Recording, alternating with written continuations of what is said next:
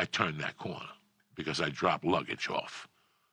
There's nothing. Sometimes in comedy, sometimes in life, you're just carrying around some luggage, man, that doesn't let you move. Yeah. The box is 5 feet, but the door is only 3. Sorry, motherfucker. And you got to drop that shit. And until you drop that fucking box, you ain't going to go through that door. Too many people get locked into those relationships, whether friendships, former ex-wife and husband, whatever you want to call that relationship, exes. But they're like two deer with their fucking horns locked together, and they can't separate. And they fucking, every day is a push-pull. They fuck with each other on purpose. You know, I've known people that went through horrible divorces where, you know, you could tell that, like, they would like be setting up each other, like, you know, fuck him, make him pay more, you know, let's agree to one thing and then change the terms, just keep the bills coming in. And like I've heard people talk like that. It's a horror show. It's crazy. And it's scary. And this was the bad end of it, Joe. That this is already I had the job in Boulder that paid the most for an uneducated schmuck like me. I was working for a sports advisor. And you can make anywhere from $20,000 to $60,000 a football season in 6 months. You can make some cash. That's insane. There were some guys that make $100,000. There was some. I had a month in December. I made $25,000 working the fucking phones. God, you just got to get some fish to bet and send you money. Believe that you're going to take him through the fucking bowl season. Listen, bro, you want to make 50? It's going to cost you 20. Go to Western Union, send me 20,000. And we'll talk about sending you So 50. they're basically buying your knowledge. They're buying your knowledge, but you're buying your bullshit. It's bad karma also. Really? But this is what I was doing. So I knew this. All right, I come to L.A. Mitzi Shore don't pass me. Maybe the Improv passes me. But my dream was Mitzi Shore. Who the fuck are you kidding? My whole thing was the store. From day one, people told me to go to the fucking store. That's your house. That was my fate. If she turned me down, I would have probably gone back to Colorado, probably gone to work over there. But you done sets in Seattle. You were doing but I comedy couldn't up go there. back to go to Seattle. I would have gone back to Colorado and tried to be a dad. And one day, dog, I know me. One fucking day, the car breaks down. There's snowing out. You get one of those bills, overdue bill, and that's it. You bump into this fucking mook, and he gives you that attitude with his flip-flops on. I was going to run over this motherfucker, and I was going to do 50 fucking years. Yeah. So, you know what? As much as the Comedy Store has that much power in my life. In your life, it came along at the right time. It came along at the right time. Do you think the people create that? I mean, that's like the big hippie new age argument about life, is that you create these possibilities in life, that you're responsible for all these different events that are happening to you. They're not random events. These are events that are sort of created by your own intentions. Yes. Do you feel that sometimes? Absolutely.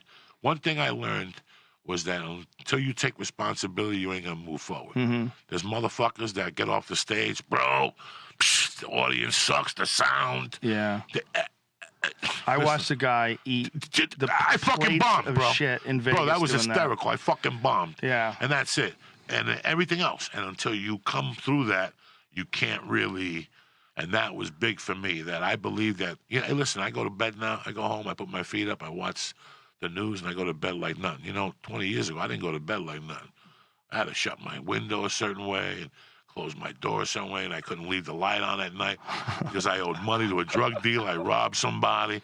I created all those scenarios. I didn't make that kidnapping up. I went there with a gun. I knew what I was doing. But it's funny that how quick the turnaround was between like 99, you know, like it all just sort of stopped. It all stopped. Luggage, and it kept stopping. You know, it kept stopping. Kept getting better. So what you're telling me is that I never did blow again after 2006. That's what you're trying to tell me. Who? Me. That's what you're trying to tell me. Why would I say that? No, I'm just saying. I'm just saying. What do you think? I'm crazy? That's the weirdest way to phrase that sentence ever. I'm just saying that. So you're telling me I haven't done blow since 2006. So one day I went home. This? So one day I went home. You're like arguing with a chick. So one day I went home and just stopped doing blow. That's what you're trying to tell me. You never did it again. Never went That's not what I'm saying. I'm saying about being a criminal. No. I'm busting your balls. I can't believe what I'm fucking telling you. That's 2006. One day I went home. Brian, one day I went home and just stopped doing cocaine. No rehab, no hug. I didn't call nobody. I didn't pierce my ear. I didn't give my life to Allah. There was no Obergain. There was none of that shit. Okay, whatever the fuck that shit is. You never get it right. There was nothing. Whatever the fuck, Ubergain, whatever the fuck the shit is. So my point is that what happened was I kept dropping the pain that I had. And that luggage that I had, I forced it out. I just didn't fucking stop doing drugs. I overcame whatever was making me do those fucking drugs. Society wasn't making me do drugs. Obamacare, how funny is it they found heroin in the Bronx with Obamacare envelope Boston. on it? Boston, I'm sorry, Boston, yeah. Hysterical. It said Obamacare on it. It was no heroin. Obamacare. Like people would just let that through. I created everything. We created everything.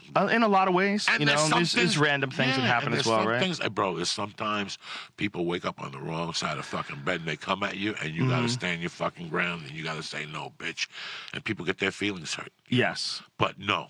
I created a lot of the shit that happened in my life. There's no fucking way. You also have to stop silliness or it'll invade your life and ruin your quality of life. Like if you don't get upset at people sometimes, there's times where people are infringing on your happiness with their bullshit. With their bullshit. No. And you're like, listen, man, you need to learn for your own good. You need to learn that what you're doing is like socially unacceptable. You're passing it off on other people. You're passing off this shitty reality that you're trying to promote.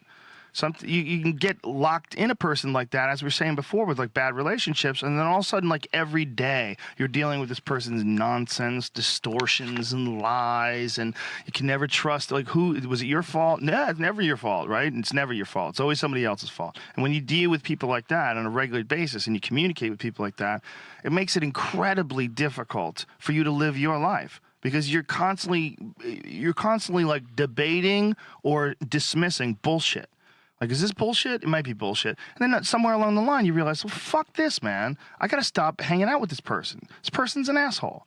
You know, that person doesn't give a fuck about the truth. They don't give a fuck about me.